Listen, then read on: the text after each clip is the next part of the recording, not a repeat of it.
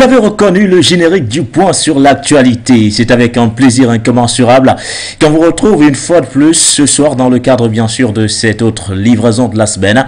Le point sur l'actualité, édition du 15 décembre 2022. Nous irons bien sûr du côté de la République démocratique du Congo, plus précisément dans l'est de la RDC où l'actualité est marquée par ses premiers contacts formels entre les FARD. Bel et bien, on parle de la République démocratique du Congo, on parle bien sûr de cette rencontre entre les FARD et les rebelles du M23. Une réunion inédite a donc eu lieu en début de cette semaine du côté de l'est de la République démocratique du Congo.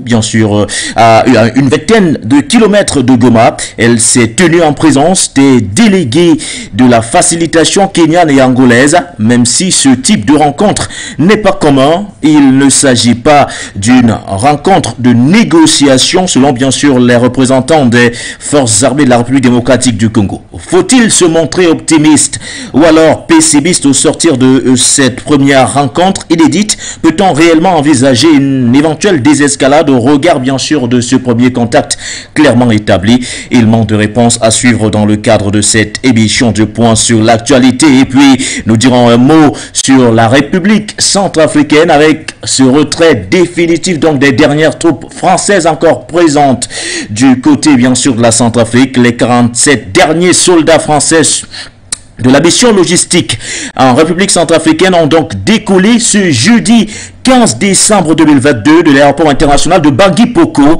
alors que l'essentiel des 130 militaires français avaient déjà plié bagages ces dernières semaines.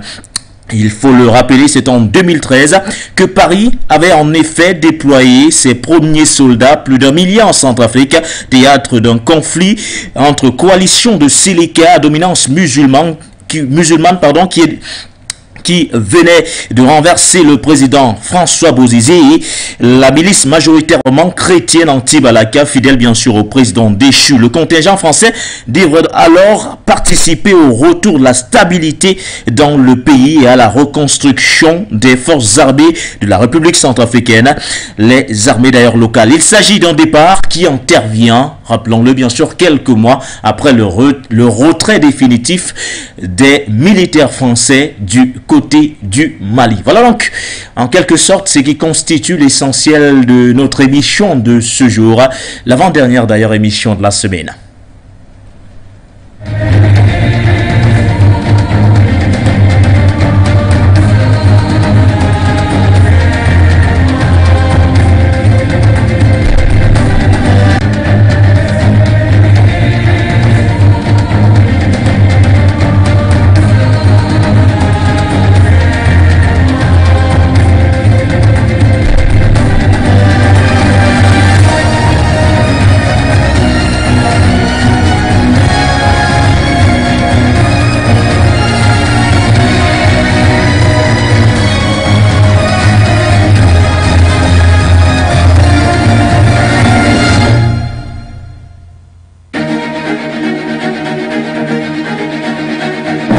Voilà, pour en parler ce soir, ils sont trois autour bien sûr du consultant permanent de cette émission du point sur l'actualité, Jonathan Bentenguene. Nous prenons bien sûr le premier invité de ce soir. Il s'agit de monsieur Talo Talo qui nous fait une fois de plus l'honneur d'être des nôtres. Il est conseiller de l'organisation panafricaine espagnole. Il réagit ce soir comme à son habitude en direct de la Suisse. Bonsoir à vous monsieur et bienvenue.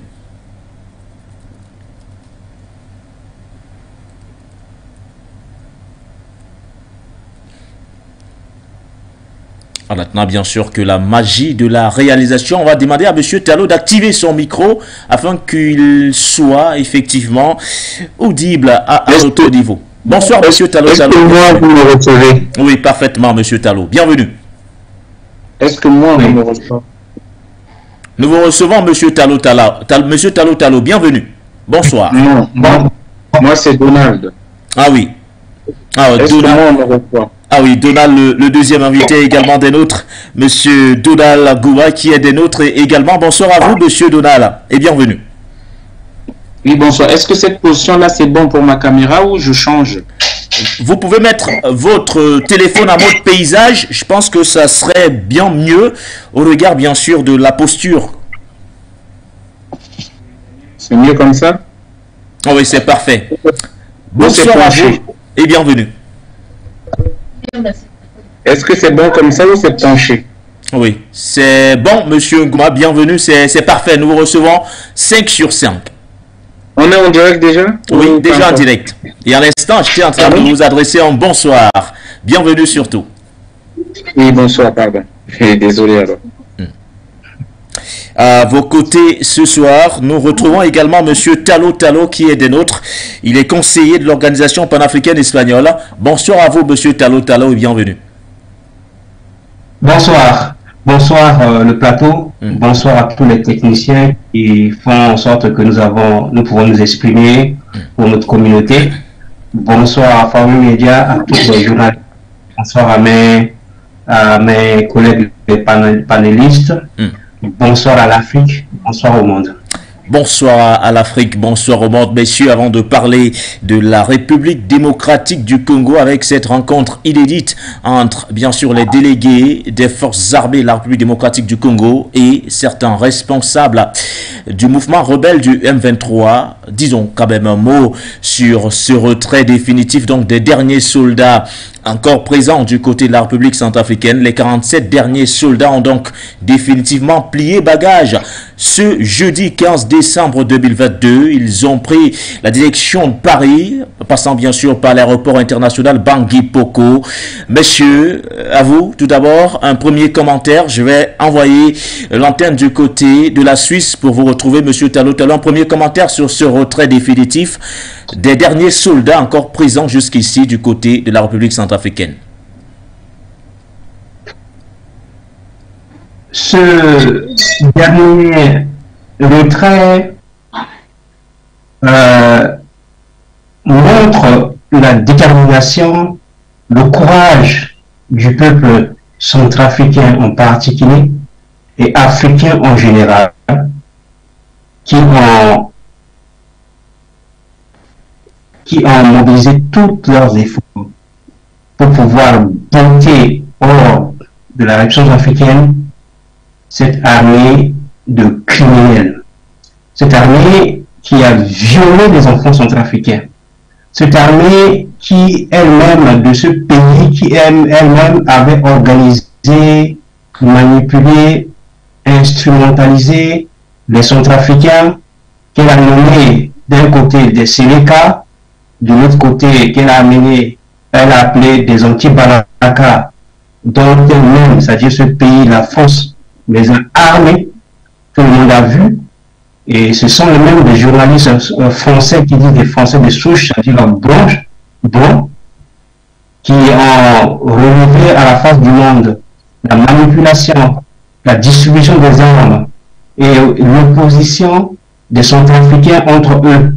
Nous avons vu des scènes horribles où les deux camps qui ont été manipulés par la France, c'est-à-dire les deux groupes, les anti-Balaka et les Sénéca, c'est très rare que ces deux camps s'opposent entre eux. Chacun accomplit la mission qui lui a été destinée, c'est-à-dire que les Sénéca s'attaquaient et tuaient ceux qu'on appelle des chrétiens. Ils ne sont pas des chrétiens aussi, puisqu'on nous a forcés à être des chrétiens. Et les anti-Balaka aussi s'attaquaient à ce qu'on appelle des musulmans. Ils ne sont pas des musulmans, mais vous connaissez l'histoire de l'esclavage qui a fait de nous, les Noirs, des chrétiens et des musulmans. Et donc, jamais ils s'opposaient, c'est très rare qu'ils s'opposaient entre eux. Et encore, je dirais même pas que jamais ils n'ont osé s'attaquer aux intérêts français en République centrafricaine. Les sociétés françaises qui sont en République centrafricaine sont restées intactes. Aucune société française n'a été attaquée depuis la création de et la manipulation de ce peuple noir, par ce peuple noir pour pouvoir détruire, surtout détruire lui-même. Les sociétés françaises ont été épargnées parce que, comme on l'a vu la preuve récemment, où un des criminels français avait cet audio qu'on a eu, qui a dit que quand on leur a donné l'ordre aux Noirs d'aller attaquer la Guinée équatoriale, mais de casser la banque africaine qui est là-bas, mais de ne pas toucher aux sociétés françaises. On comprend par là la politique, cette politique-là qui vient depuis l'esclavage. c'est-à-dire la destruction totale de l'Afrique, destruction sans pitié, pas seulement la mise en esclavage, mais la destruction totale de tout ce qui peut être civilisation, trace de civilisation africaine. Ils ont détruit plus de 100 villes africaines. Hein, ce qui fait que quand on passe en Afrique, on pense que les Africains ont toujours vécu dans des huttes, ce qui est totalement faux. Et c'est la même politique qui a continué avec ceux-là aujourd'hui, ces Occidentaux d'aujourd'hui, qui sont les descendants de ceux-là, c'est-à-dire qu'ils ont le sang de la destruction des autres dans leur veine, qui se traduit, se transmet de parents à enfants. Donc, nous ne pouvons que être contents, ils ne sont pas partis d'eux-mêmes, de la nation africaine, nous les avons contraints de partir. Et nous allons faire tout pour qu'ils ne reviennent jamais, plus jamais. Ils sont en train de le dire dans leur officine qu'ils vont revenir. Mais nous allons tout faire pour que quand nous allons partir, nos enfants vont plus que jamais se réveiller. Plus que jamais se réveiller. Et cela passe par le panafricanisme. Merci. Cette première prise de parole. Alors je me retourne vers vous, Monsieur Gouma.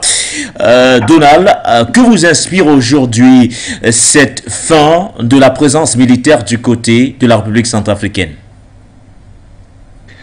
Merci, cher frère, merci, cher journaliste. Oui. Et je remercie encore déjà de m'avoir invité, de nous donner l'opportunité de pouvoir nous exprimer encore sur votre chaîne. Oui. Je salue à tous les auditeurs, téléspectateurs de votre chaîne. Oui. Voilà, et il est important de leur rappeler, nous ne sommes pas les grands médias mainstream, donc nous comptons sur le partage de tout un chacun. Tous ceux qui suivent cette chaîne, de pouvoir diffuser le message. Partout on parle des messages pour notre continent. Oui. Nous avons le devoir de pouvoir partager. Parce que vous n'êtes pas censé oublier que les médias, c'est le quatrième pouvoir. C'est le quatrième pouvoir.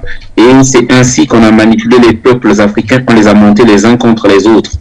Et c'est ainsi que les États-Unis ont affirmé leur volonté de puissance à travers le monde, disant que c'était eux-mêmes qui avaient gagné la Deuxième Guerre mondiale grâce à Hollywood, où ils ne font que transmettre leur propagande.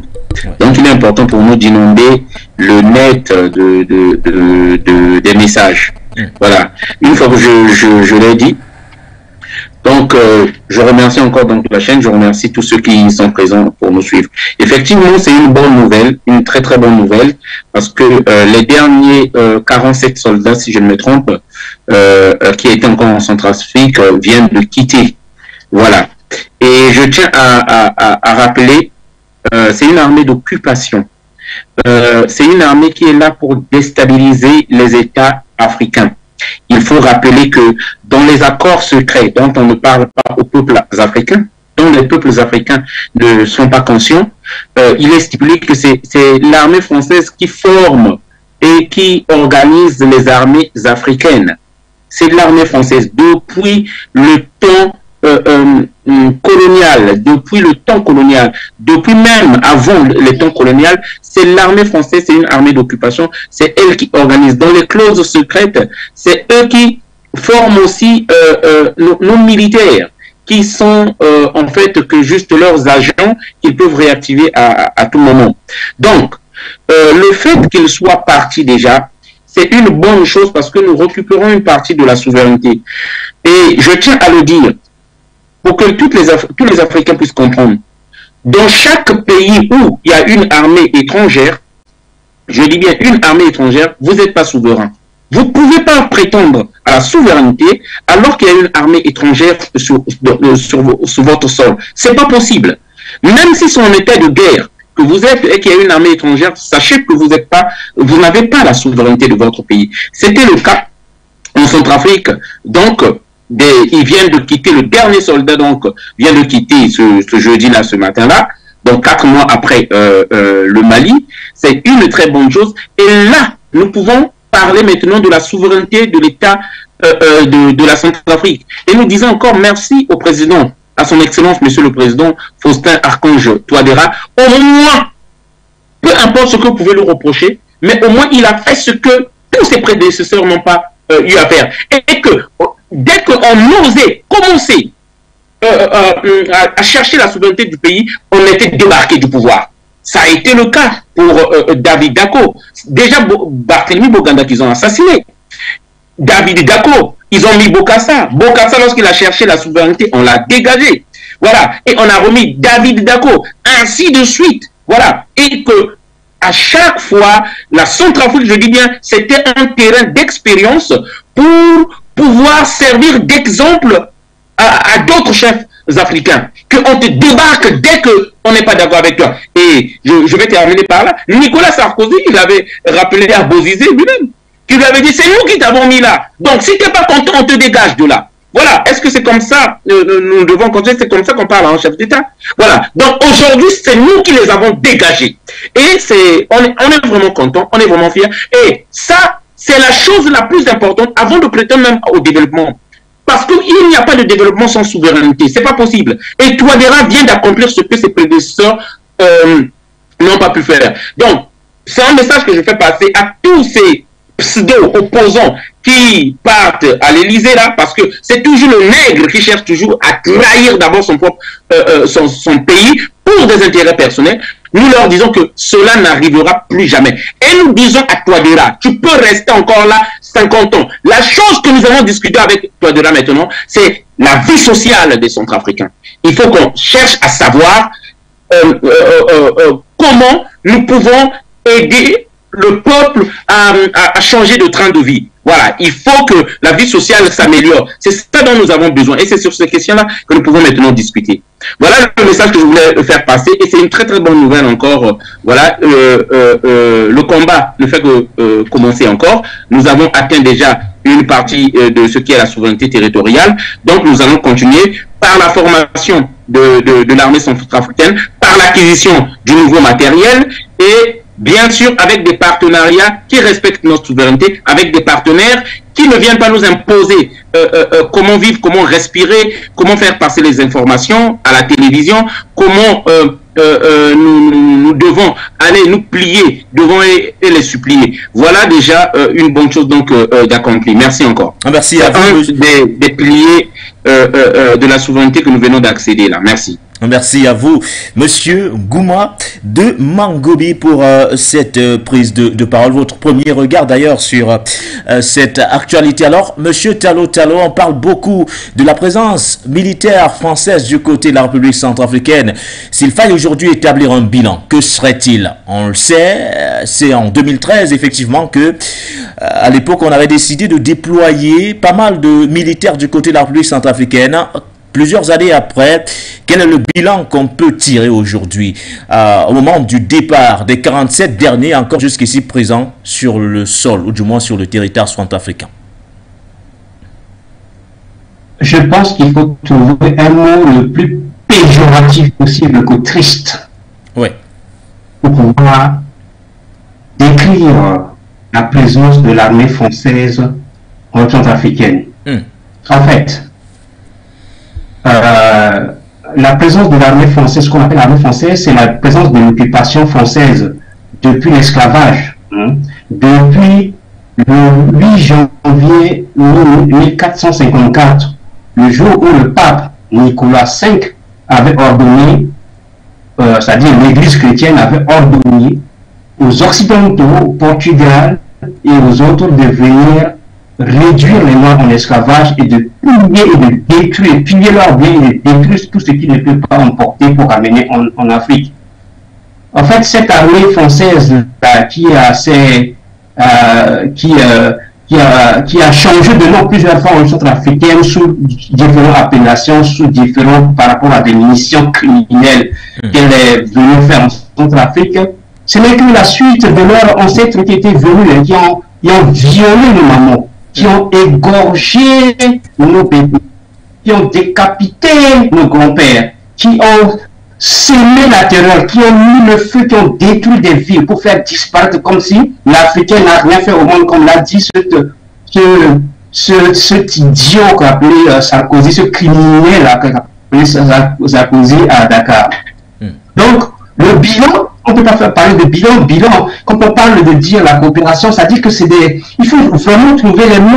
Quand on parle de même la colonisation, c'est ça prête à même la confusion parce que certains pensent que c'est quelque chose de positif, négatif. Donc il faut trouver des mots les plus négatifs possibles pour que ça marque nous, Africains, ceux qui ne le savent pas, que ces gens-là n'ont fait que nous causer que des dommages, que de la tristesse, que c'est-à-dire que c'est des gens qui ne peuvent pas être qualifiés totalement, comme on ne sait pas si c'est des humains ou pas. Quand on voit vraiment, on examine, il n'y a jamais eu de coopération, parce que le mot coopération, c'est un mot qui est à connotation un peu positive.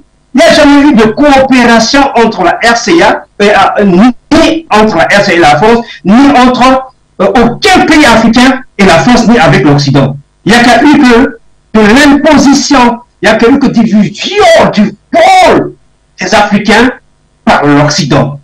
Donc, moi, je ne trouve pas de mots pour qualifier que de la terreur, que de la souffrance du peuple noir, de la manipulation. Ils ont utilisé tous les moyens possibles pour pouvoir contrôler le peuple noir. Et quand ils ont découvert que pour contrôler un peuple, la première chose, c'est de pouvoir contrôler leurs pensées. Alors, ils ont déployé tous les moyens, en commençant par leur religion, que ce soit les Arabes, ensuite les Occidentaux, et en imposant maintenant, puisqu'ils ont expérimenté, parce qu'ils avaient commencé par expérimenter, sur nos ancêtres, les 20 hommes, les 10 hommes, il ne faut pas qu'on les appelle des esclaves. Ce sont des bourreaux qui ont pris en otage, c'est ça, c'est des terroristes qui avaient pris des hommes libres en otage. Et ils ont pris et nous détiennent toujours sur une autre forme d'esclavage pendant plus de 600 ans, si on ne compte pas la traite arabo-musulmane.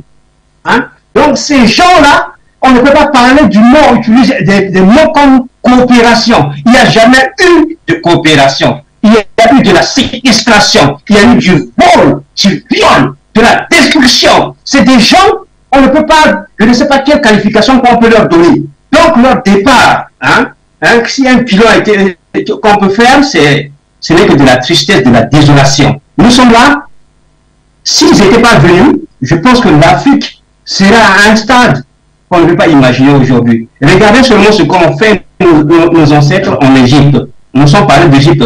Nos ancêtres, après avoir été vaincus pour la première fois vers l'an 525 par ces ordres de têtes barbares, qui ont tenté plusieurs fois de pouvoir venir fouler l'Égypte, qui ont réussi vers l'an 525. Depuis qu'ils ont pris ça, nos ancêtres, ce sont une partie, il y avait déjà des empires, mais ils sont venus à l'intérieur.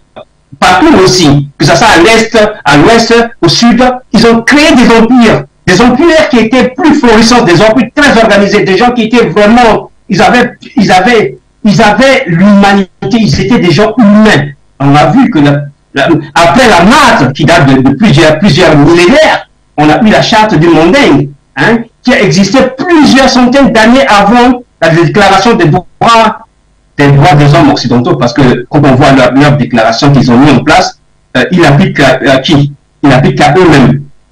Donc, pour vous dire que leur départ, c'est un ouf pour nous. Mais ça ne suffit pas, comme l'a dit l'homme du métro, nous devons travailler à renforcer pour qu'ils ne reviennent pas. Et cela passe aussi par l'éducation. Nous devons faire en sorte que plus jamais, et ça nous lançons un appel à tous les chefs d'État africains qui sont des panafricains et même ceux qui ne sont pas des panafricains, que lorsque vous faites former votre enfant par votre ennemi, mais vous lui confiez un allié. C'est-à-dire que quand vous appelez les armées occidentaux, ce n'est pas seulement les armées, les militaires occidentaux, mais dans tous les domaines, quand vous appelez ces gens pour venir nous former les enfants d'Afrique, eh bien, ça vous donnez l'occasion. C'est ça qui a donné, c'est certains, comment on appelle, hommes politiques centrafricains qu'on pense, même avec des doctorats, mais on voit ce que ça donne. C'est l'aliénation totale, parce qu'ils ne savent pas. C'est-à-dire qu'ils sont prêts, ils sont noirs de peau, noirs de peau, mais ils sont blancs, occidentaux. Je ne parle pas de blancs parce que tous les blancs ne sont pas, il ne faut pas mettre dans, on a vu les Russes qui ne pensent pas comme les occidentaux. Donc, ils sont occidentaux dans leur tête. C'est-à-dire qu'ils sont prêts à vendre leur propre, ce qui s'auto-détruit eux-mêmes. Ça se voit même, exemple, regardez hier le match. Je vais vous donner un exemple concret pour voir. Vous imaginez le match à opposer hier le Maroc avec la France. Et vous voyez d'autres Africains noirs qui disent ils souhaitent que la France gagne le Maroc. Je sais que, bien évidemment, il y a des choses à reprocher au Maroc. Mais le Maroc reste quand même un pays africain. qu'on le veut ou pas. Comment est-ce que vous pouvez... Et il justifie par dire quoi? Le sport n'a pas de frontières. Mais si le sport n'a pas de frontières, pourquoi est-ce que les États-Unis, les Occidentaux ont interdit aux Russes, ils ont fait même sortir les Russes des compétitions? Parce que quand ils ont attaqué les Russes, que les Russes ne veulent pas, et les Russes ont riposté, ils sont mécontents. Si le sport n'a pas de frontières, pourquoi est-ce qu'ils n'ont pas laissé les Russes jouer? Hein? Que les Noirs, hein, tu te fais, quelqu'un qui a violé ton ancêtre, quelqu'un qui a sodomisé, qui a éclaté avec des dynamiques tes ancêtres. Et tu continues, tu viens pour dire que oui, c'est le sport n'a pas de frontières et je vais supporter son équipe. Merci.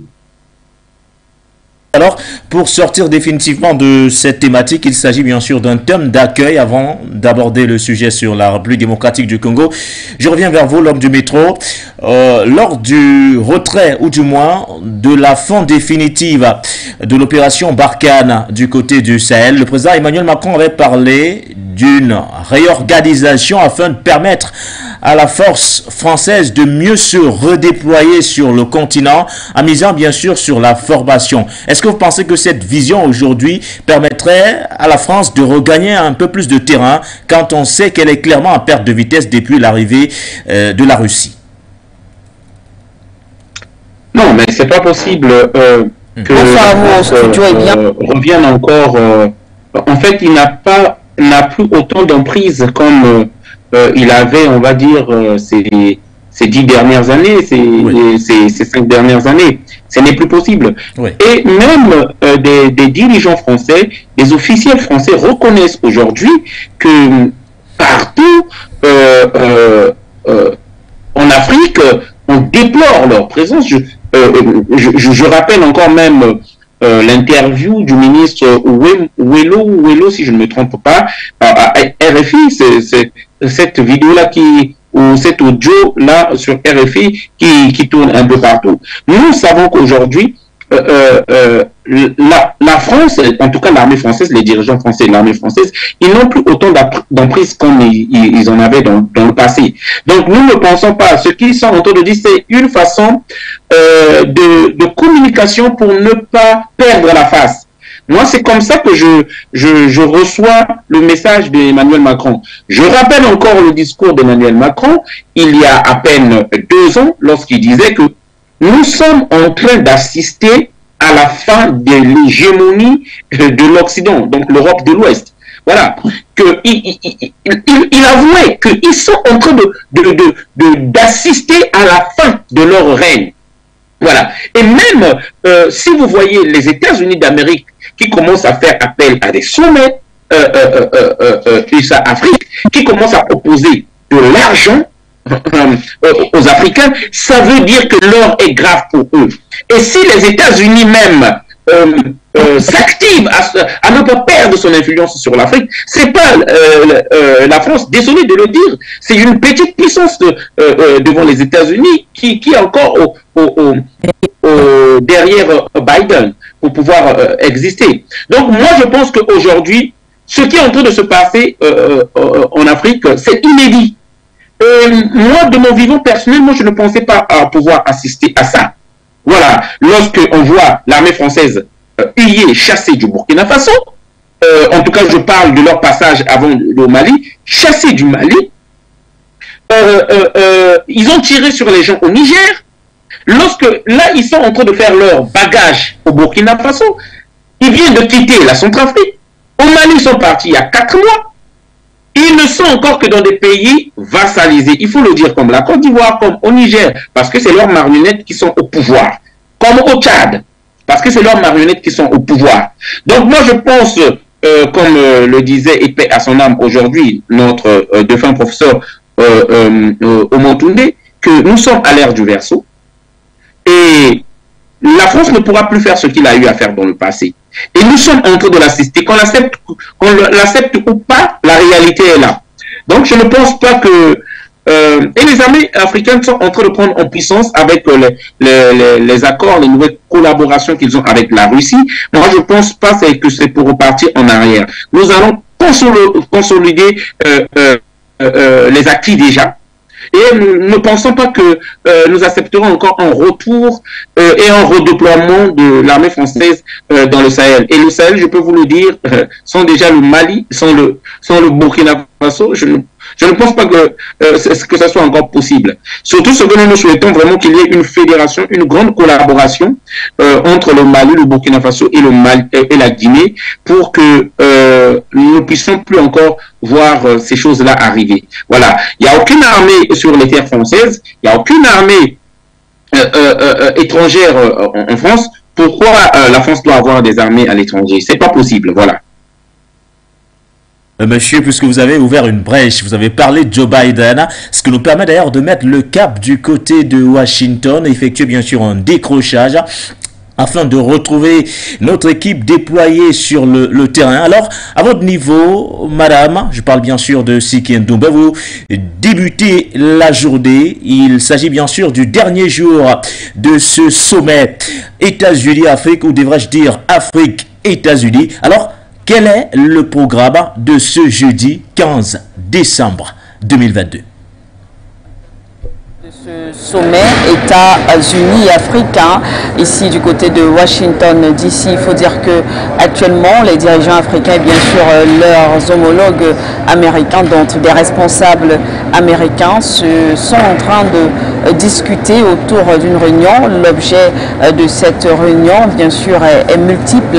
Ils reviennent sur les points qui ont été abordés durant les 2 premiers jours. Il faut dire qu'il est pratiquement 13 heures ici, donc c'est la première réunion de cette journée, parce que le programme prévoit entre autres encore 2 ou 3 autres rencontres entre les dirigeants africains avant bien sûr de se séparer. Alors il est question ici pour les dirigeants africains et américains de s'associer pour réaliser le programme 2063, parce qu'ils ont tablé sur un programme, en tout cas 2063, un programme qui revêt plusieurs points qui ont été développés, certains en tout cas dans le cadre de ce sommet. On a parlé de l'aspect sécuritaire, l'aspect économique, le développement entre autres, donc qui rentrent justement dans ce programme 2063.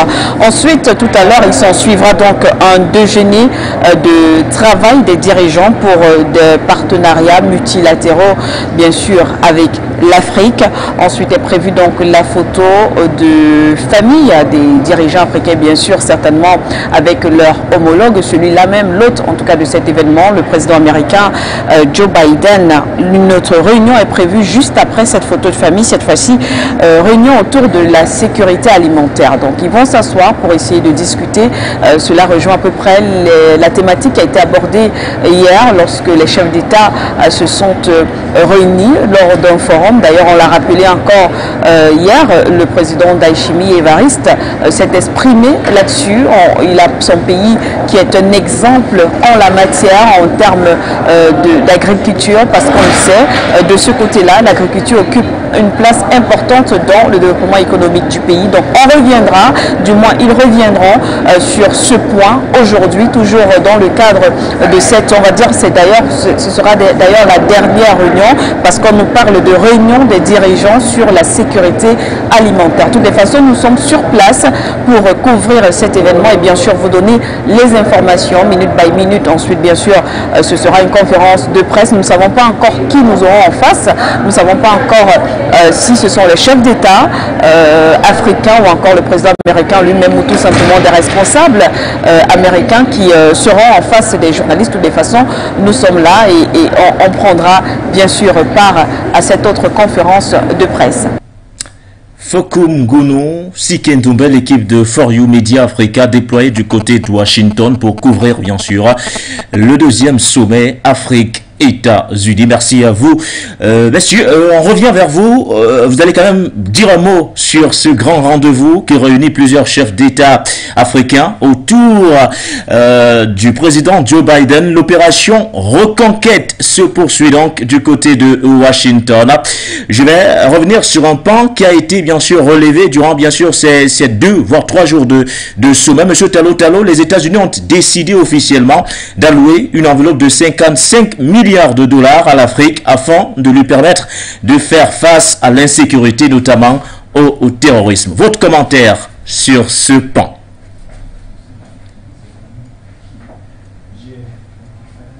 55 milliards de dollars alloués par les États-Unis.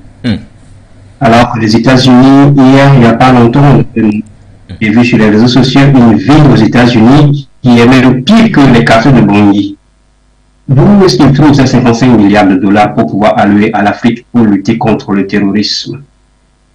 Et si oui, comment est-ce que ces 55 milliards de dollars vont être utilisés? Est-ce que c'est eux qui vont venir avec leur matériel comme le font la France, c'est-à-dire qu'ils disent on va vous louer le matériel dans les 55 milliards de dollars, c'est nous qui allons venir, nous allons être les renseignements comme la France avait exigé aux pays africains qui malheureusement ont accepté en disant que l'intelligence doit être gérée par la France parce que la France a des satellites, la France a des avions et nous, quand ils regardent les terroristes, ils nous disent on va les bombarder.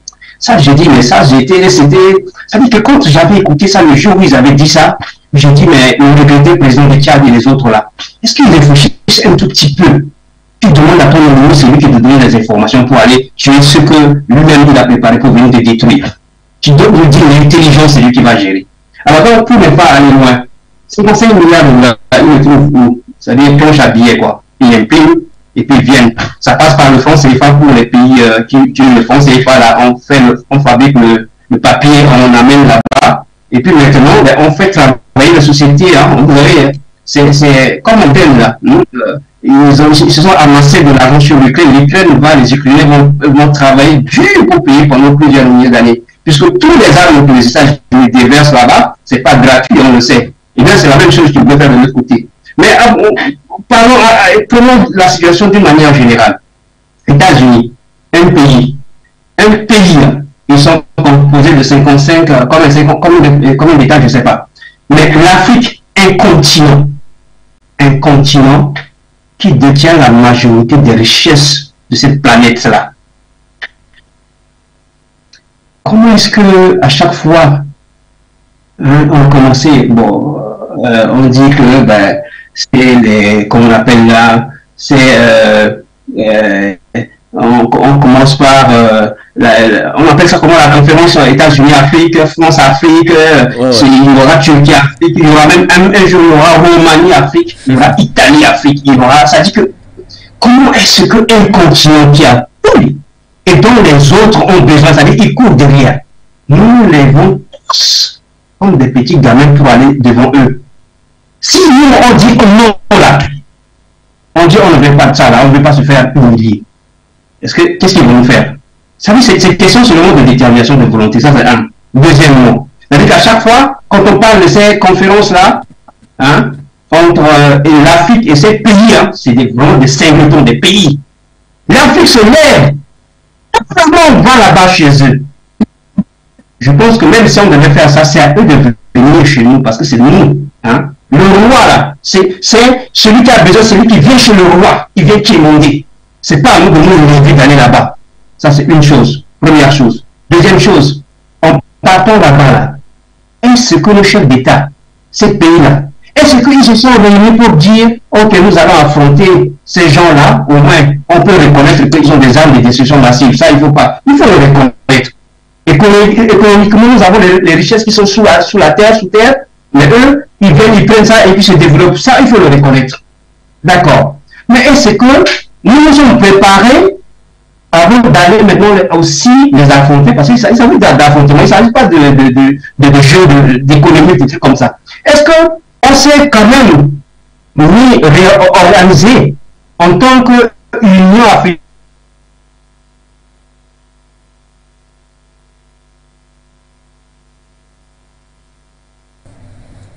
Nous reviendrons vers vous, Monsieur Tallo Tallo. Nous avons été coupés. Je le vois. Voilà. C'est toujours. Effectivement, vous pouvez poursuivre, Monsieur Tallo Tallo.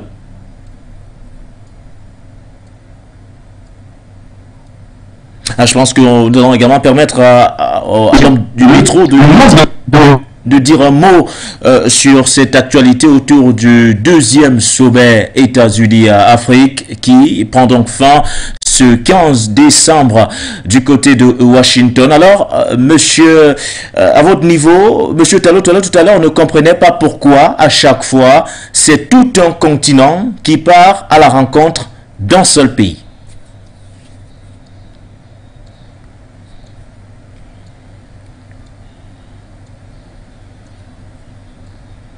Est-ce que l'homme du métro est toujours des nôtres, avec bien sûr la magie et le concours de la réalisation?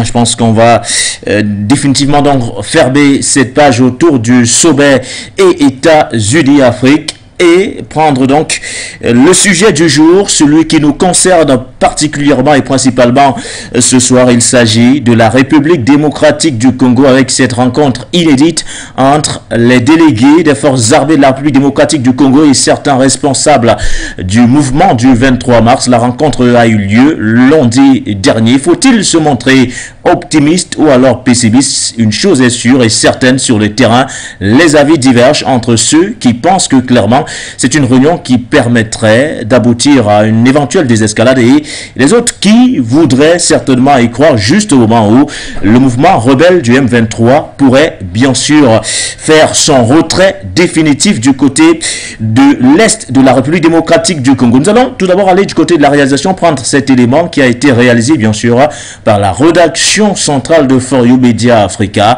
À la plume, vous retrouvez bien sûr à Samzili.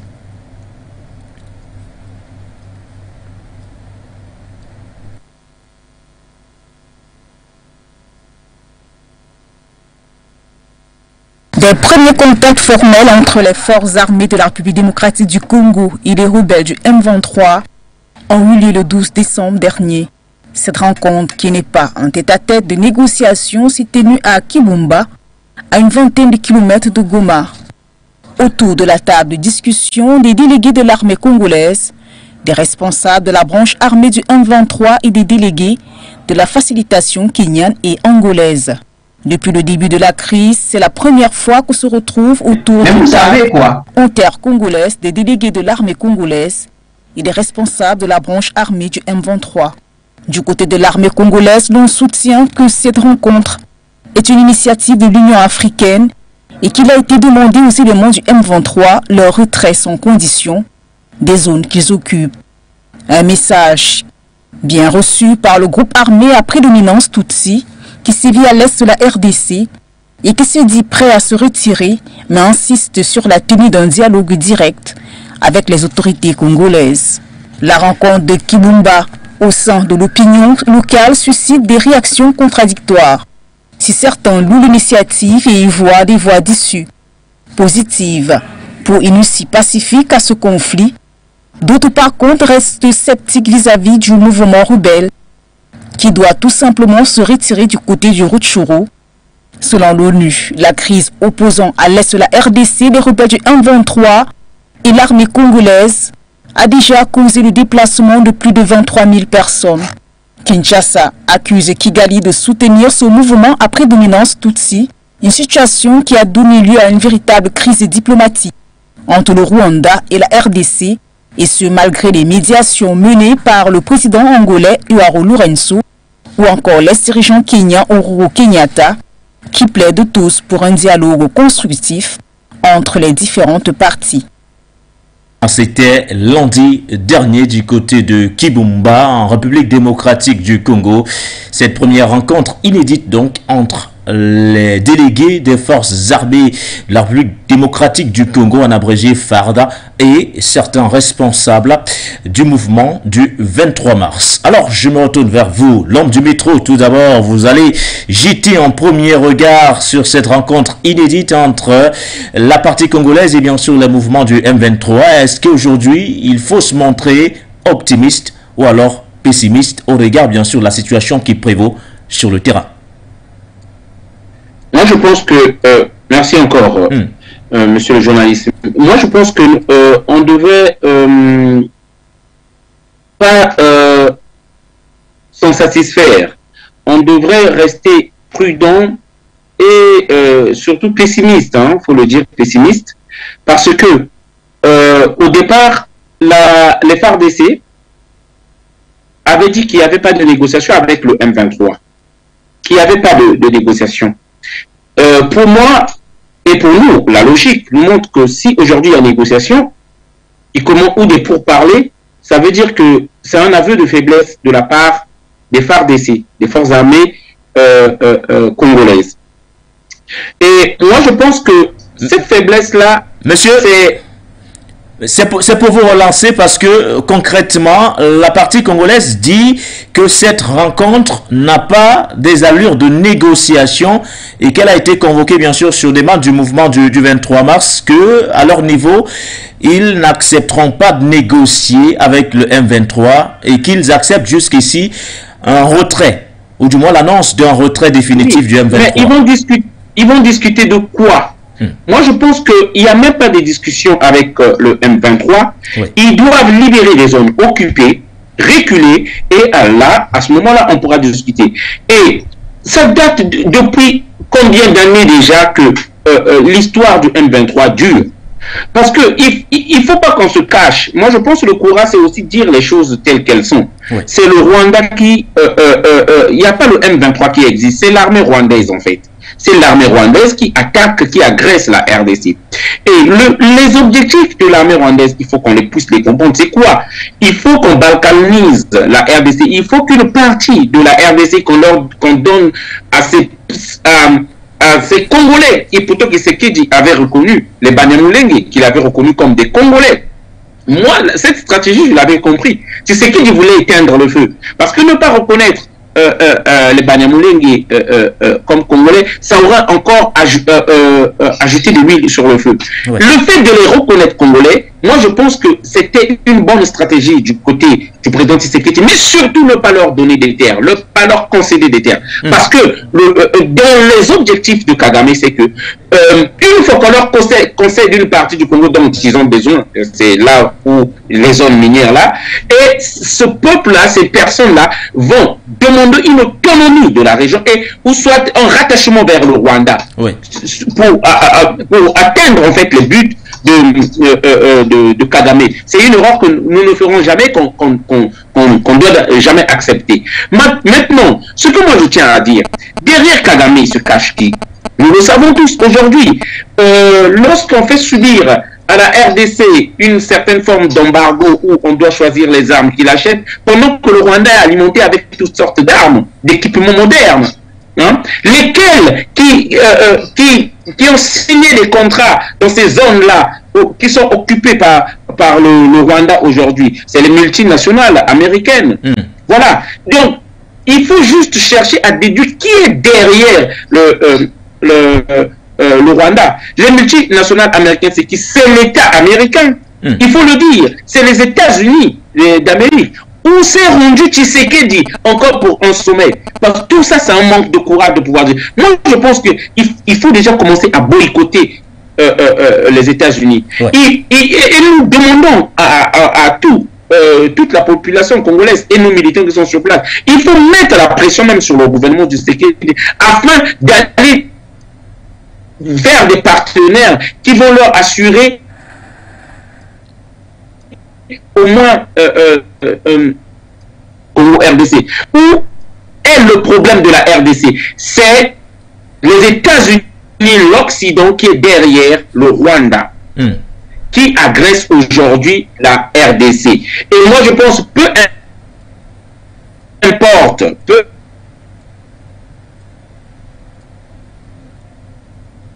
avec le M23, tant qu'ils n'auraient pas libéré les territoires.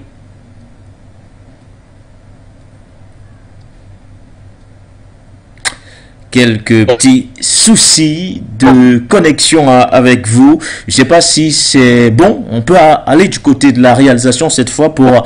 Ils s'approchent de l'entrée dans votre territoire. Allez-y, monsieur, vous pouvez poursuivre.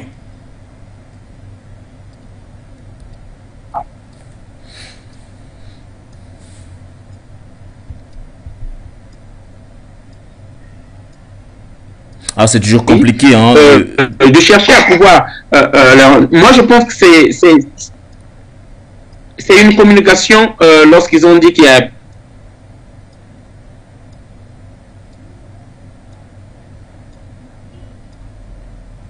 pas eu de négociation. M'entendez? Est-ce que vous me recevez?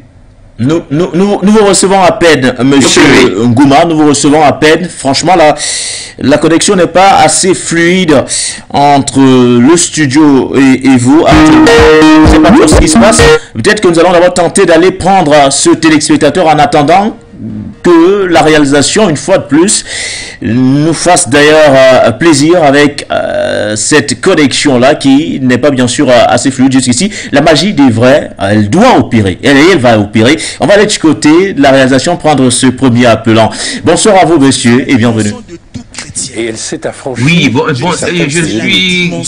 Allô? Elle a fini par prendre au moins une indépendance institutionnelle, peut-être petit à petit, une indépendance économique. Amen, amen. Et ça crée quand même... J'ai pas de retour, mais je vais me lancer. J'espère que ça passe sur vos antennes. Oui, monsieur. Bonsoir, monsieur Nguéné. Bonsoir. Vous me demandez où j'ai ressenti le téléspectateurs plus de For You Media. de racisme. Monsieur Nguéné, franchement, j'aime toujours dire à tous ceux qui ont tendance à sous-estimer la France, qui doivent vraiment reviser leur discours et comprendre que la France est une puissance. Et si nous ne respectons pas cette puissance, nous allons faiblir, je veux dire, nous allons la combattre avec beaucoup de faiblesse. Si vous reconnaissez que quelqu'un est fort, vous allez bander tous vos muscles pour le combattre. Et les gens qui ont tendance à ignorer ça, je leur dis toujours que nous les francophones, nous utilisons le français comme langue nationale, nous utilisons le franc CFA, l'argent des Français, ils influencent tous nos chefs d'État, ils contrôlent tout chez nous, ils ont toutes les entreprises chez nous. Donc si nous ne mesurons pas la puissance de ce pays-là, nous allons vraiment faiblir face à elle. Regardez les 3 sujets que vous avez évoqués aujourd'hui. Tous ces 3 sujets portent l'empreinte de la France. Le premier sujet, la RCA, je salue le président Touadéra parce que j'avais des doutes sur toute sa démarche et tout. Vraiment, les Africains doivent sabrer le vin blanc. C'est pas possible. Voilà plus de 60 ans que ces gens occupaient la base militaire de Poko et qui empêchait au président de dormir.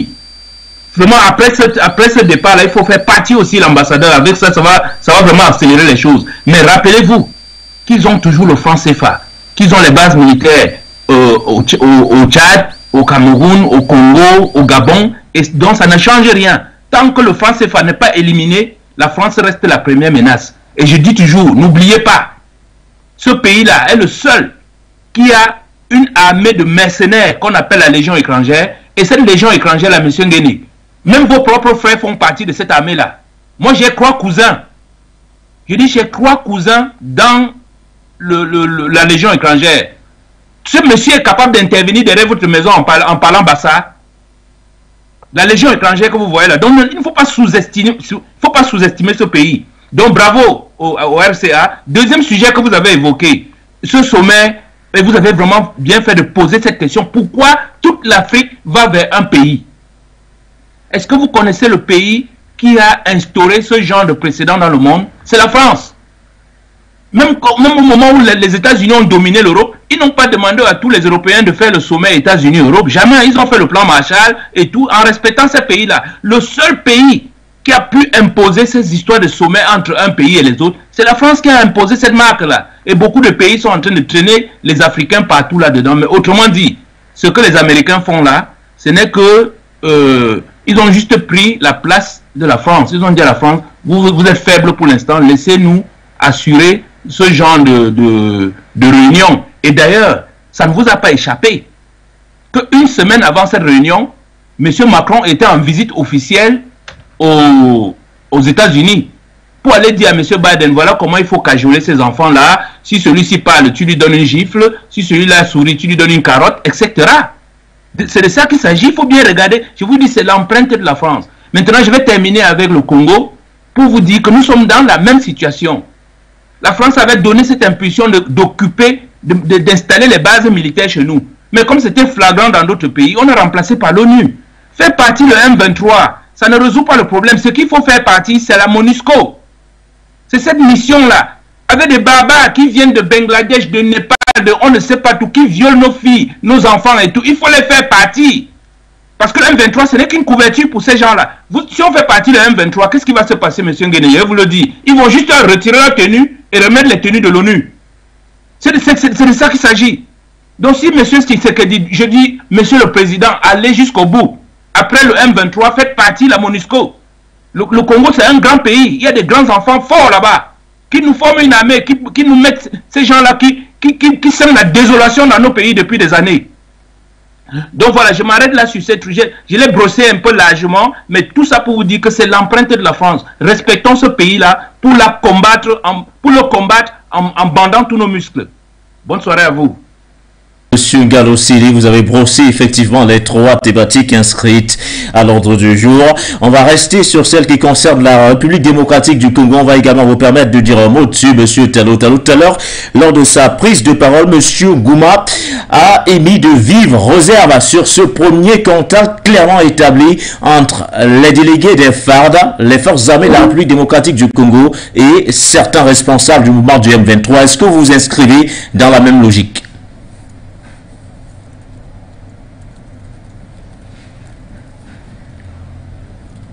Totalement raison quand il émet des réserves par rapport à l'évolution des choses. D'abord, essayons de faire un peu d'histoire rapidement. Oui. En 1960, je crois que c'est le 14 septembre 1960, les Occidentaux ont manipulé Mobutu pour pouvoir arrêter Patrice Lumumba. Tous les Occidentaux, donc les Belges, les Français, tout ça.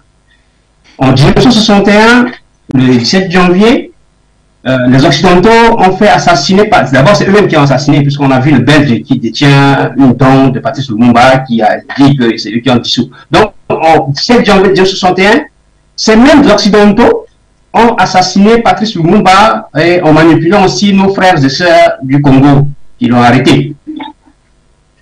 En 1965, donc Mobutu, lui, il va faire aussi un coup d'État pour faire partir le président qui était là, qui ne foutait rien aussi, Joseph Kasa-Vungu. Donc il est parti. Donc tout ça, c'est les Occidentaux. Toujours, France, Belgique, États-Unis, Angleterre, même si on ne parle pas tout ça, l'Allemagne, tous derrière. Du côté du Rwanda, le 6 avril 1994, il y a eu assassinat du président rwandais. Ceci, précédemment, il y a eu une guerre civile, et puis ça a débouché par 6 avril 1994, assassinat du président. Qui est d'origine, on va dire, Hutu. Et cela va conduire au génocide. Et cet assassinat-là, c'est la France qui était derrière. Le génocide va démarrer du 7 au 17 juillet 1994. Génocide qui a été perpétré, organisé par la France, cette France-là, et les Occidentaux, la Belgique, tous derrière. Ça, c'est du côté du Rwanda. Cela va conduire les Rwandais à s'éparpiller un peu partout en Afrique, donc comme réfugiés, et particulièrement en RDC. Et c'est de là que va déboucher ce problème de la que nous sommes en train de parler aujourd'hui. Ça c'est une partie de ces sources, une bonne partie, partant de ce génocide-là que les Occidentaux avaient organisé, qui était bien planifié, en commençant par d'abord Patrice Lumumba, et en arrivant sur le génocide rwandais, l'éparpillation des Rwandais partout en Afrique, et ça continue. Du côté de RDC, qu'est-ce qui va se passer? En 1997, les Occidentaux vont amener Kabila père. Donc, Kabila père, ils vont l'amener pour chasser Mobutu qu'ils avaient utilisé et qu'ils ont vraiment, ils en ont déjà fini. Ils ont utilisé, entre autres, volé l'uranium pour aller construire leur bombe atomique, etc., etc. Donc, ils vont chasser Mobutu pour mettre en place le père Kabila. Le père Kabila arrivant, avec un peu de panafricanisme, ils ont détecté, ils ont dit non, lui, il ne peut pas faire l'affaire. Ils vont le faire partir, ils vont le faire assassiner aussi, lui. Donc, avant de l'assassiner, on va avoir la MONUCO qui va arriver. Le 30 novembre 1999, la MONUCO va arriver là pour dire, on a appelé cette force-là, question de l'Organisation des Nations Unies en République démocratique du Congo. Via une résolution des Nations Unies, je ne sais pas quel numéro, ils vont arriver. Ils vont avoir un budget conséquent qui serait de l'ordre, je pense que même 1/6 du budget de la RDC, c'est-à-dire que c'était quasiment un État dans un État. Cette monument qui s'installe là en 1999, et on va avoir le 16 janvier 2021, le président Kabila, c'est-à-dire le papa, qui va être assassiné, vu que les Occidentaux vont voir que lui, attention, lui, là, avec son panafricanisme, là, ça va pas. Ils vont l'assassiner et ils vont le faire remplacer par son fils, qui va prendre le pouvoir de 2001 et qui va partir plus tard en 2019. Mais entre-temps, il y a eu en 2010, la MONUSCO va se transformer en MONUSCO, comme d'habitude ce qui se passe en RCA, comme il change de nom, hein, qui va se transformer en mission de l'Organisation des Nations Unies pour la stabilisation de la République centrafricaine. Tout ça, c'est les Occidentaux. Ce message, il faut que les présidents africains qui nous écoutent, ils entendent bien. Donc, Kabila va continuer. Nous l'avons annoncé tout à l'heure. Je vais chuter rapidement. Quand Kabila va s'approcher de son mandat, organiser les élections en 2019, qu'est-ce qu'ils vont faire? Ils vont sortir Mbemba de la CPI. Parce qu'ils savaient que Mbemba, c'était la personne qu'ils ont bien manipulé pour faire l'affaire. Ils vont le brancher de la CPI, ils vont le sortir. Malheureusement, Mbemba ne va pas gagner les élections. Tshisekedi va gagner les élections. Et on va arriver là. Mais, surtout, avant de sortir, le Mali, le 17 août 2002, a saisi le Conseil de sécurité pour dire que le Mali a des preuves contre la France, que c'est la France qui arme les rebelles, que c'est la France qui détruit les Mali, que c'est la France qui oppose les Maliens, que c'est la France, ils ont les preuves. 17 août 2022. Le Conseil de sécurité n'a pas réagi. Ce qui est, je trouve, de très choquant, de bizarre, c'est que le 22 septembre 2022, la France, le président de la RDC et le président du Rwanda vont se réunir avec le président français, hein, comme intermédiaire. Intermédiaire pour pouvoir intervenir, pour pouvoir essayer de pouvoir réconcilier les deux États. Alors je me demande, la question que je pose, tout ce que j'ai résumé là, c'est au président rwandais qui lui-même avait accusé la France de dire que c'est la France qui est responsable du génocide. Comment se fait que lui, il ne peut pas comprendre que cette France-là qui venait d'être accusée par le Mali qui dit, j'ai les preuves que c'est la France qui nous détruit. Un pays frère noir comme vous dit que voilà le diable qui nous détruit. Mais vous acceptez d'aller vous réunir avec ce diable pour dire que c'est lui qui va vous réconcilier, mes chers frères, président du Rwanda, président de la RDC. Est-ce que vous réfléchissez un tout petit peu quand même? Hein? Vous appelez votre destructeur pour l'amener pour pouvoir aller vous résoudre vos problèmes. L'homme dit maintenant totalement raison de dire que il faut être vraiment prendre ça avec beaucoup de précautions, même ceux qui sont en train de négocier. Pourquoi? Parce que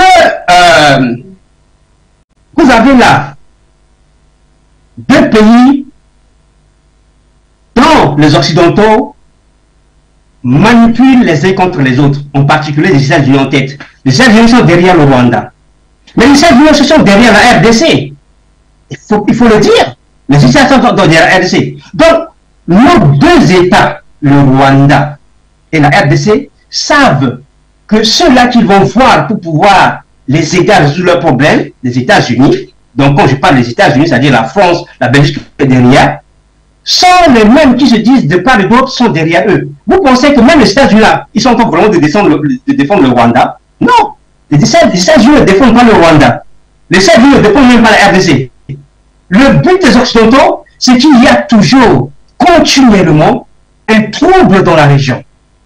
Et ce trouble qu'ils sont en train de pouvoir, et le feu qu'ils sont en train d'attiser entre le Rwanda et la RDC, c'est aussi pour pouvoir attaquer la RCA, dont le président a eu cette intelligence-là de pouvoir faire venir, signer des partenariats avec les Russes, et qui a permis aujourd'hui de dégager l'armée française de la RCA. Ça, les Occidentaux, ils en ont comme ça, ici.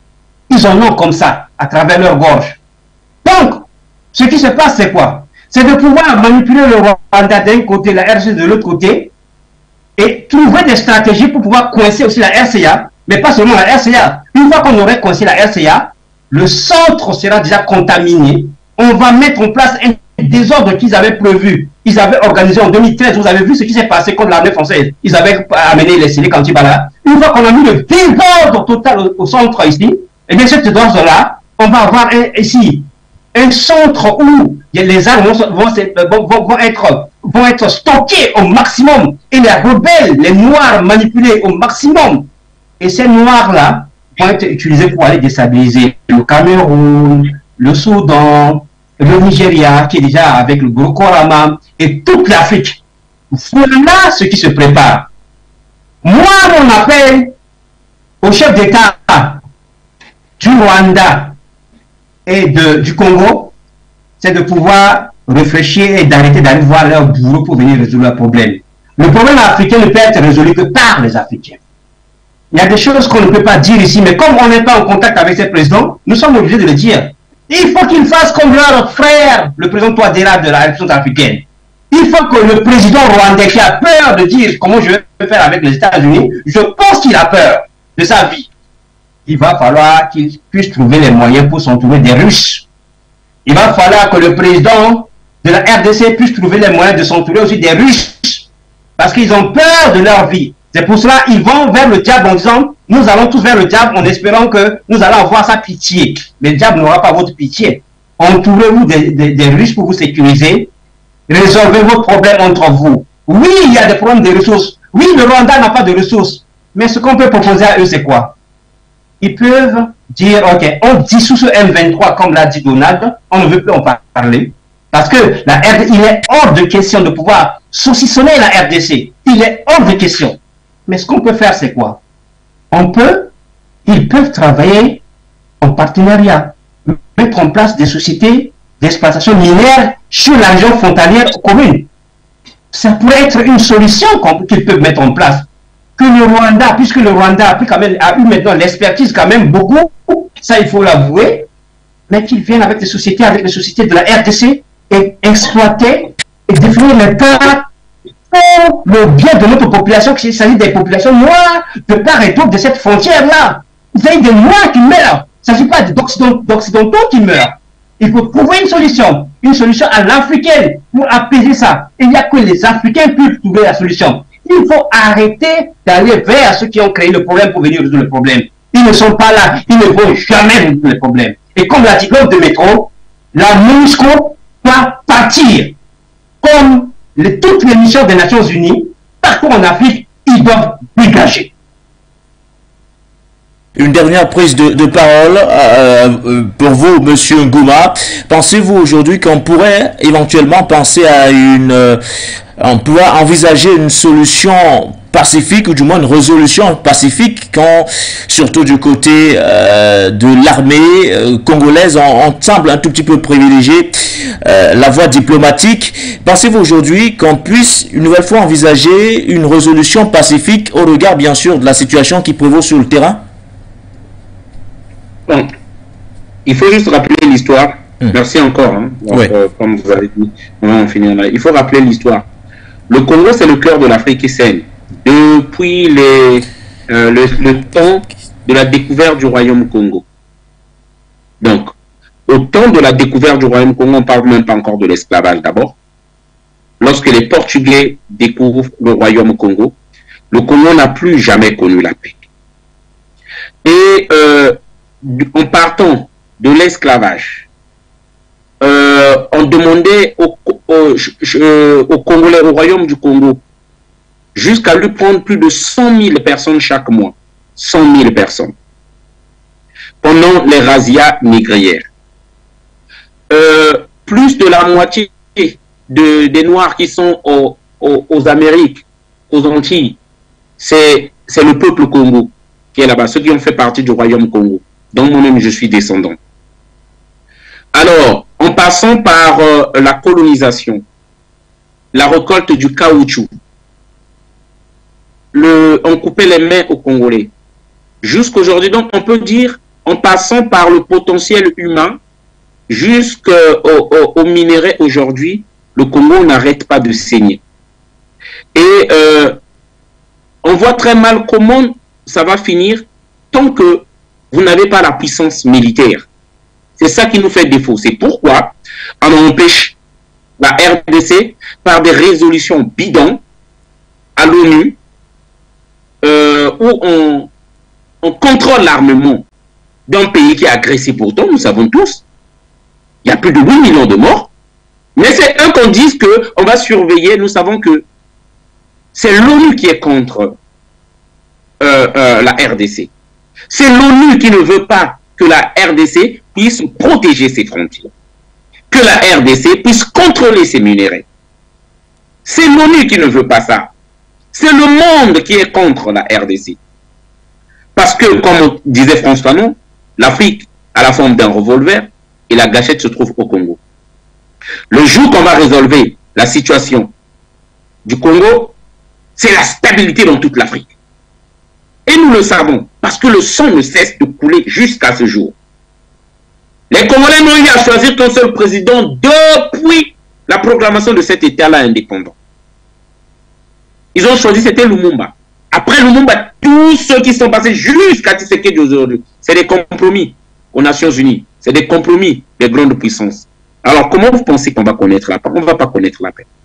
Si on peut connaître la paix, si des partenaires comme la Russie arrivent à venir s'implanter au Congo, arrivent à le partenariat marche, arrivent à sécuriser le président et arrivent à fournir les armes qu'il faut. Le Rwanda, c'est 13 millions d'habitants à peine. Kinshasa, 90 millions d'habitants. Le Rwanda, c'est 26 000 km², c'est une région de la RDC. Vous imaginez? La RDC, c'est près de 3 millions. C'est plus de 2 millions de km². Comment se fait-il qu'une petite région comme ça puisse faire trembler la RDC? Parce qu'il est comme un proxy des États-Unis à qui on fournit tout l'armement. Et ils sont là pour déstabiliser, afin que la RDC ne connaisse jamais la stabilité. C'est eux qui sont là pour mettre le chaos. Voilà, afin que jamais la RDC ne contrôle les richesses de son sous-sol. Alors, nous dire que ça va s'arrêter, qu'il y aura un compromis de paix, ça veut dire que les multinationales américaines qui sont là, israéliens qui sont là, ça veut dire que, et là, la France aussi veut maintenant sa part là-dedans, les dirigeants français en tout cas, c'est compliqué, je vous dis. C'est le pays de l'uranium, c'est le pays du coltan, c'est le pays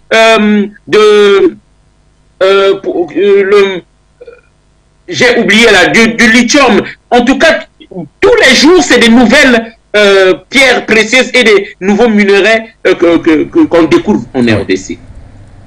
Donc, comme l'Afrique, ils ne permettront jamais qu'on connaisse la tranquillité et la stabilité, alors que l'Afrique doit pour eux être le grenier du monde, doit être un restaurant où tout le monde doit venir se servir librement.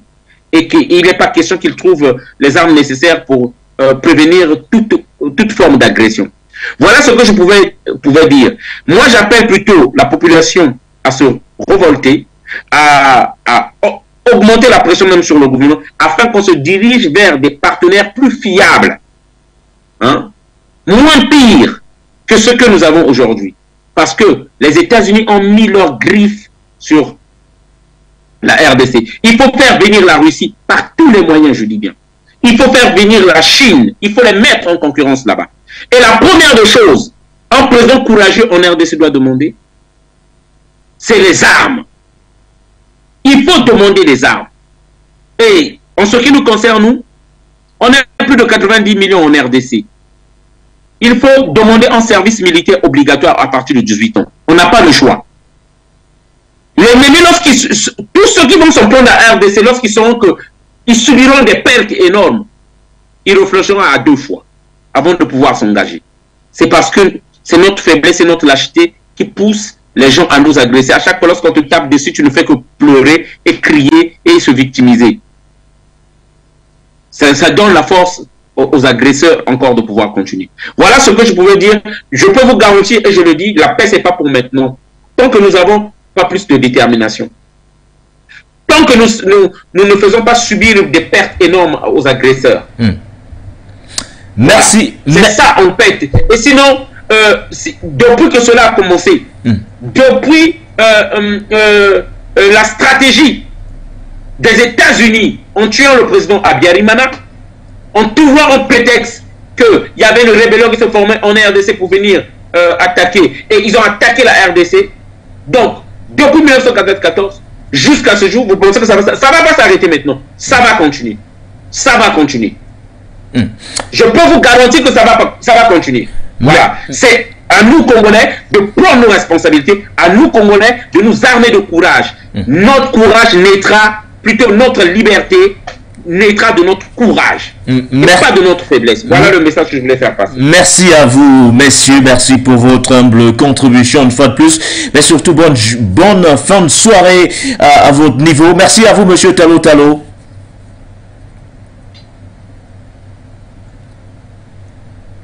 Merci à vous.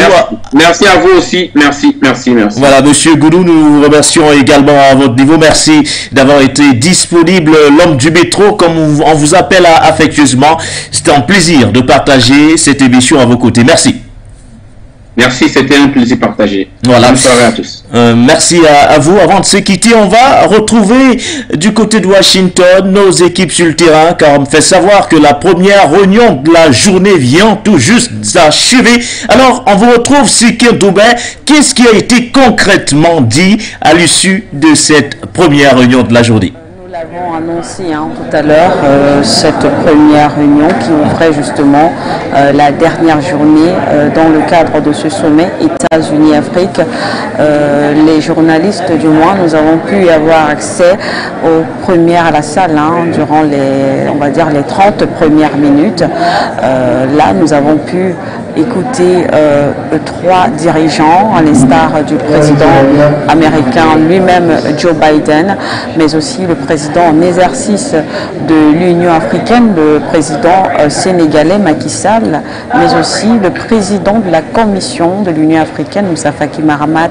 Alors en ce qui concerne le président de l'Union africaine, parce que c'est comme ça qu'on l'a présenté, il a pris la parole, pas en tant que président du Sénégal, mais en tant que celui-là qui est à la tête de l'instance panafricaine. Lui, il a souhaité, selon ses dires, du moins dans son discours, partager 6 points, du moins 6 priorités avec les États-Unis. Et les voici, on va rapidement les citer. Il a parlé de paix, sécurité et la lutte contre le terrorisme en Afrique. Le président Macky Sall a également parlé de ce plaidoyer justement pour la réintégration des droits de tirage spéciaux et bien sûr la suspension du service de la dette. Le président Macky Sall est aussi revenu sur l'engagement soutenu dans l'investissement des infrastructures de développement. Donc il espère, il souhaite justement que les États-Unis s'investissent encore un peu plus dans le cadre des investissements infrastructurels en Afrique. Il a également rappelé que l'Afrique reste attachée aux accords de Paris sur le climat, rappelant justement que c'est un continent qui ne pollue pas, du moins, contrairement, si on veut comparer aux autres États, ça tout le monde le sait. Alors il souhaite que les différents États, tels que par exemple les États-Unis, bien sûr s'en tiennent aux conclusions justement attachées aux accords de Paris sur le climat, afin que l'Afrique, qui ne pollue pas, subisse pas tout comme les autres. Le président Macky Sall également a rappelé que l'Afrique souhaite travailler avec les États-Unis pour combattre la crise alimentaire. On sait que c'est un sujet très important ici, c'est un sujet qui revient d'ailleurs depuis hier. On en parle ici dans le cadre de ce sommet, la crise alimentaire.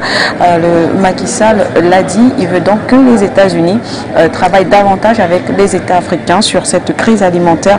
Ensuite, il a parlé de gouvernance mondiale plus juste, inclusive, tout en remerciant aussi le président américain de soutenir ce projet d'intégration de l'Union africaine au G20. Et pour sortir, le président Macky Sall a plaidé pour la levée des sanctions contre le Zimbabwe. On le sait, il y a des sanctions depuis plusieurs années déjà contre le Zimbabwe. Il est revenu là-dessus, il a souhaité justement que ces sanctions soient levées contre ce pays. À sa suite, Moussa Faki Mahamat, cette fois-ci le président de la Commission de l'Union africaine, a pris la parole. Il est allé dans le même sens, bien sûr, que le président Macky Sall, le président en exercice de l'institution panafricaine, tout en ajoutant également qu'il souhaite une solution africaine par les Africains. Alors voilà, c'était à peu près l'essentiel de ces différents discours. Comme on l'a dit plus haut, Joe Biden, lui également, s'est exprimé en amont. Il est resté égal à lui, mais en tout cas, son discours de la veille, on le rappelle tout simplement, il a pris la parole dans la même lignée, dans la même lancée. On sait qu'il a plaidé pour l'élargissement de ce partenariat entre les États-Unis et l'Afrique. D'ailleurs, Plusieurs contrats ont également été annoncés dans le cadre de ce sommet entre les États africains et bien sûr les États-Unis. Et on le rappelle, Joe Biden a promis que son pays va consacrer 55 milliards de dollars à l'Afrique et ce sur 3 ans. 55 milliards de dollars sur 3 ans, l'enveloppe qui sera donc consacrée au continent africain pour faire face aux terroristes. De toutes les façons, nous reviendrons largement sur cette actualité lors de nos prochaines émissions, notamment du point sur l'actualité sur les antennes de For You Media Africa. Merci à toute cette magnifique équipe déployée du côté de Washington. Merci également à vous d'avoir été nombreux à l'écoute de ce programme. Retrouvez Inès Bala dans une poignée de minutes dans le cadre bien sûr de la grande édition du journal sur les antennes de For You Media Africa.